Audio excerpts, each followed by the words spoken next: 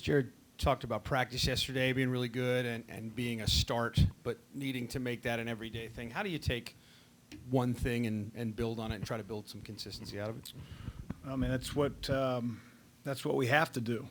I think that's very, very clear. I've said we've got to get better, and it starts with our approach in practice and being able to sustain that and carry it over to the game so we get rid of these long scoring droughts and inability to defend as we go through those scoring droughts. And I should ask, did you agree? Did you think yesterday was a good step? It was a good practice. Yep.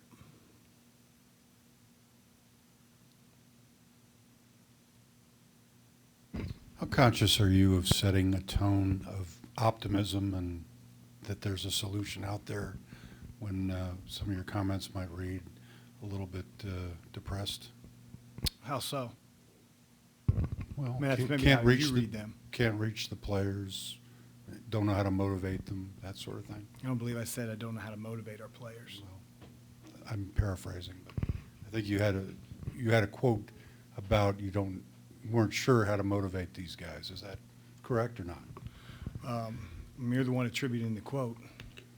Well, I mean, I would think you know the quote. Okay. The basic question is the tone that you set, and how conscious are you about that?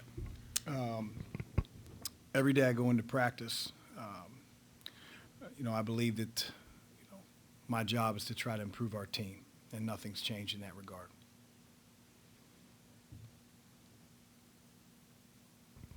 When you look at, and Jared was talking about three-point shot not going for him, and you've said that leads to other things for other guys.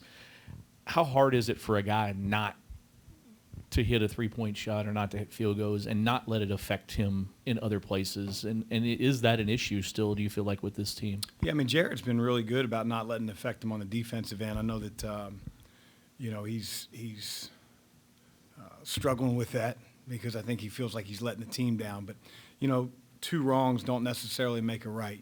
Being able to have the backbone and the resilience to continue to defend is a challenge that I think Jared's been really good at handling all year. He would probably admit maybe not so the last couple games. I know he's really frustrated, but we have to be able to play with an energy on the defensive end regardless of what happens on offense. I think the way that we created some shots on Saturday, although the results weren't what we wanted, were the type of shots and the type of looks that over time, should go in. We were playing the right way for the most part. Defensively, we caved, and Hughley had a lot to do with that. He's a really good player, a massive guy on the inside, but we just got to learn from it, get better, and try to get one tomorrow night. Chris, you mentioned there that you believe you got some quality shots against Pitt. You just couldn't knock them down, and I think it's something you've mentioned before this season, having faith in the system, creating some good looks. Do you get that sense of confidence or faith from the players in the system you guys implemented this year, and how can they better perform in those roles? Yeah, I mean, I think that, as we sort of got through this season, I think that, early on, like we talked about through the first 10 or 12 games, I really didn't like our shot selection. And, we had to sort of address the type of shots that we want to get. I talked several games back about our inability of even attempting to get the ball in the lane, and that would be a good thing for our team. It would create more free throws. It would create even better looks on the perimeter. And so that was an adjustment. And I think, to our players' credit, we started doing a much better job. Again, I thought on Saturday, some of the looks, again, not every possession. I think you take around 60 shots a game. Not every shot's going to be, a high-quality feet set, great shot. But by and large, we were producing good shots for one another, and that's all you can ask as a coach. And then we got to do a better job on the offensive glass when we do miss those.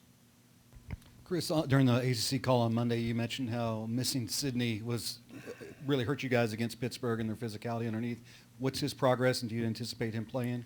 Yeah, he practiced yesterday, anticipating practicing today and playing tomorrow night. And I thought he looked good. He didn't look like he was playing on one leg. I think if you probably asked him, he would say it was bothering him a little bit, but it certainly wasn't very noticeable to anybody else.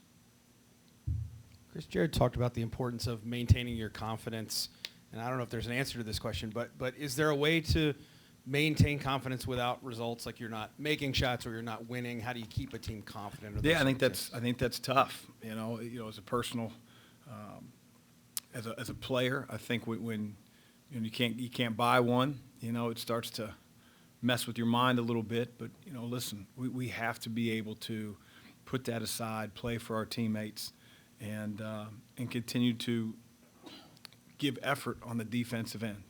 That's the only way I know how, and it's the only way it's going to get us out of it.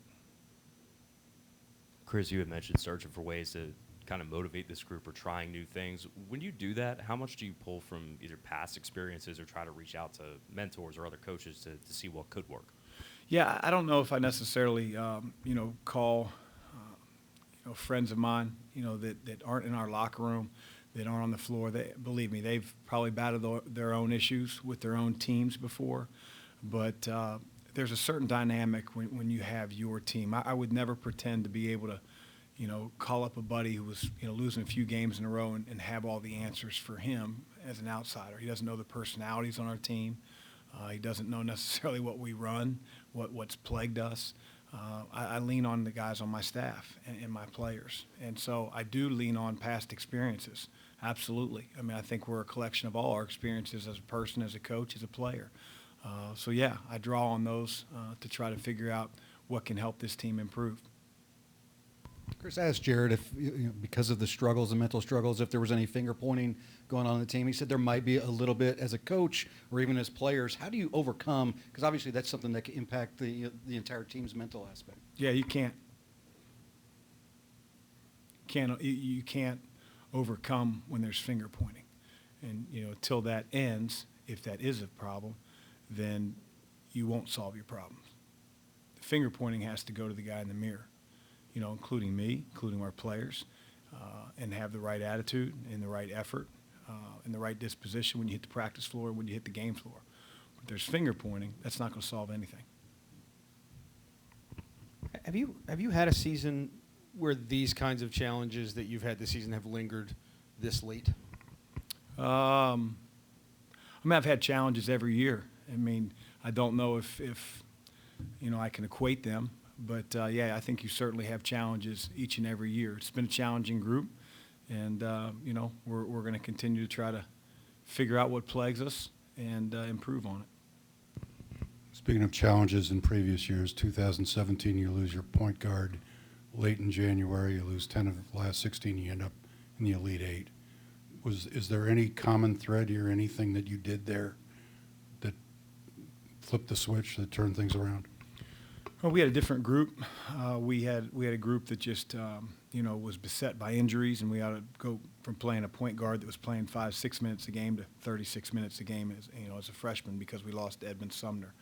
But that group had a resolve, and I'll be interested to see if this group has that same resolve. And we're going to keep coaching them and try to improve them with the hopes that resolve shows through, and we start getting the results that we want.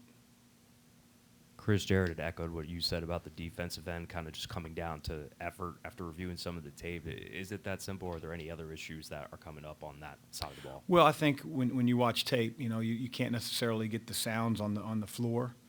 We have to be a louder team and a more connected team on defense. Guys that see what's happening, they give their teammates, an understanding what's happening on the floor. It makes you more alert. You can correct situations as they happen, whether it's a rotation, whether it's a block out. You have to be able to communicate. It's hard to see on tape, but it's easy to feel when you're on the sideline, and something that we've been hammering here over the last couple of days. Chris, Boston College, a little bit. Obviously, they had a huge pause because of COVID and finals and things, and then went through a 5-game losing streak until beating Clemson this past Saturday. Do you see them as an improving team, and what do you expect from the Eagles? Yeah, I think they're a very physical team. They're extremely competitive. They're a new team in terms of not a lot of holdovers from the past, coaching staff.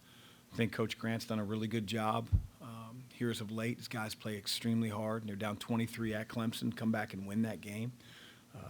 they're a downhill, attack you, draw fouls type of team. They give great effort on the offensive glass. So, again, we certainly have a focus on Boston College, but my bigger focus is the team in the locker room and on a practice court today.